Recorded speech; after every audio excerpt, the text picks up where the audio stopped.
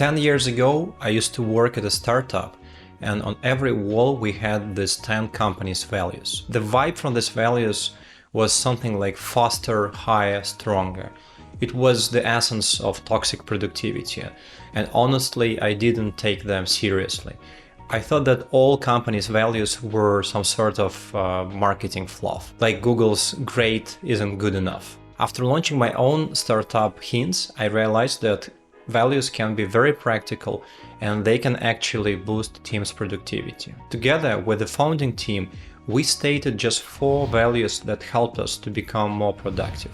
In this video, I'm going to share these values with you, give you some examples how we use these values, and explain why they are important. But let's start with the question, why a company needs values. If you look at some companies' values, you may decide that the only reason is just to show off. Let's take Coca-Cola's example. Each of us can make a big difference for a better shared future. Or Whole Foods, we satisfy and delight our customers. I don't like how these values sound. They remind me advertising slogans. I believe that values should be meta rules that help your team to make quick decisions without consulting supervisors. They should be directions that show where to go, instead of being a set of rules, so your team will feel free of being micromanaged. Meta rules define boundaries and give your team keys to prioritize work. Now I share our values at Hints.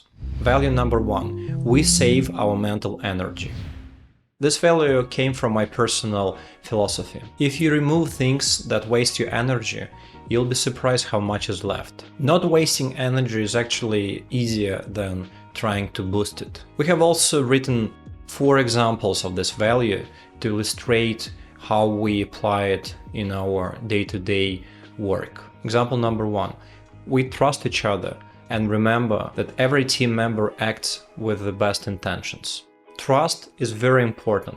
It's the foundation of other values. And lack of trust creates friction. It's just impossible to stay productive when there is no trust in the team. You can read great book, The 5 Dysfunctions of the Team, to understand how to build this trust in your team. Example number 2. Speak up before it gets worse. It's another example showing how you can save a lot of energy. If you don't like something, you feel upset about some decision, you have to address it. I know, easier said than done, but remember, someone will always pay for your silence. It's either you paying with your own energy when you feel resentment, or someone from your team when you start projecting your anger and frustration on them. So if you're upset about something, you should speak up, otherwise things get worse. Example number 3. Zero toxicity. Toxic behavior drains a lot of energy, and it's a major red flag. We don't work with toxic partners, clients, and employees. A talented but toxic person steals more energy than creates value. Example number 4. We take care of our mental health. Every startup is a marathon, it's not a sprint. So if your work harms your mental health, you have to pause and talk to your manager. Now let's get to our second value. Value number 2, we communicate openly. Open communication is the second most important value after trust, but this skill takes time to develop. Here are another 4 examples to explain this value, why it is important. Example number 1. Everyone makes mistakes and has weaknesses. Everyone has ups and downs, and we have to remember that. And instead of avoiding it, we have to clearly communicate our weaknesses and our downs. When you don't know how to do something and need more time to learn something new, it's important to admit it instead of pretending that you know what to do and how to do. If you have some, bad day, some downs, it's also better to talk about it with your team so they don't need to guess what's happening with you. I like this quote from Lao Tzu. The gentle overcomes the rigid, the slow overcomes the fast, the weak overcomes the strong. Example number 2. It's hard to give negative feedback, but it's necessary. I strongly believe that the quality of relationship in your team depends on how many uncomfortable conversations you had. Let's talk about 2 main mistakes in giving feedback. Either feedback is indirect and soft, so it's not obvious that the feedback was given. Or it's too direct, which makes other person to push back and to defense. In the description below, I will leave a link with a great video on how to give a constructive feedback. Example number 3. Share your expectations and assumptions several times. You're most likely wrong if you think people know what you mean. It would help if you repeat at least twice what you meant and where your assumptions came from. Why is it important? Unfortunately, people not always focus on everything. If you discuss something with your colleagues, someone may think about something else. Someone can be distracted with cell phone or I don't know, something important. So if you said something important at the meeting, chances are that 50% of the team missed it. So don't assume you're always heard. Repeat yourself several times, make pauses, look at people's faces, ask them whether they understand you, ask them whether they need more time to think about it.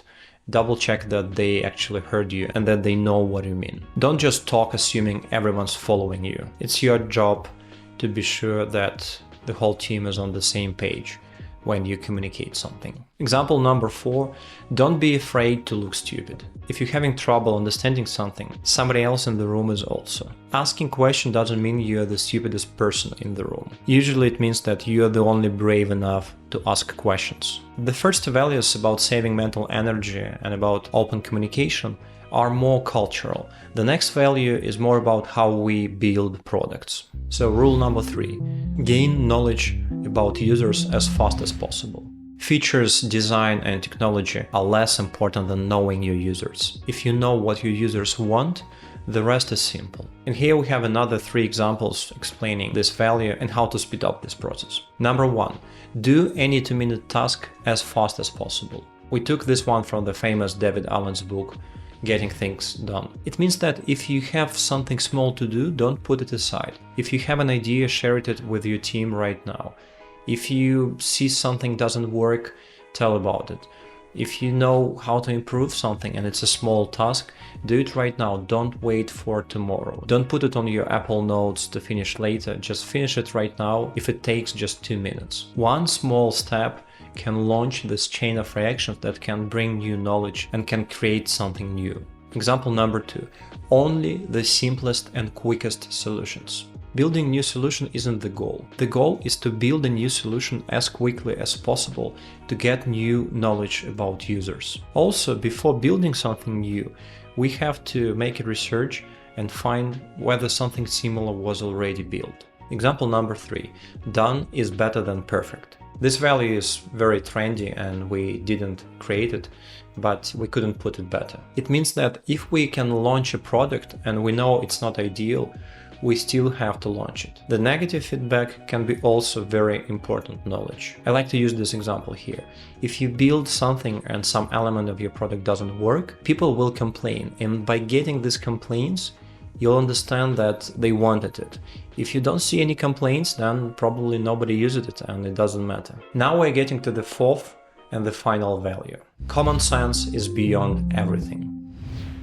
I think that this value is necessary for any organization. Sometimes rules or guidelines can go against common sense. And this means you have to stop and challenge these rules or guidelines. I know there is no clear definition of common sense, but if your team is on the same page and shares the same values, then most likely you will share the same definition of common sense. If you want to state your own values for your own company, you have to do it with your team. It's important that everyone understands value and everyone will protect these values. At Hints, I wrote the first version of our values, then I shared them with my co-founders. We took some time, we changed something, guys added something new, they removed something that didn't resonate with them.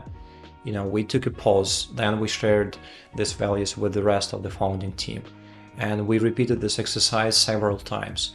We were changing something, making pause, waiting for another week or 2, then reading again, before we were all on the same page, before everyone could understand what these values mean, why we came up with them, why they're important, why they're here, and could explain the meaning of these values to the rest of the team. Now, when we know that we're all on the same page, we use these values as the direction. the direction that shows us where to go and what is important. So the team can make their own decisions very quickly without consulting with me or other co-founders, because they can make this decision based on our values. And by doing this, we save a lot of time, we save a lot of energy, and we become more productive. I hope you liked my approach to the company's values and you found it helpful. See you soon. Bye.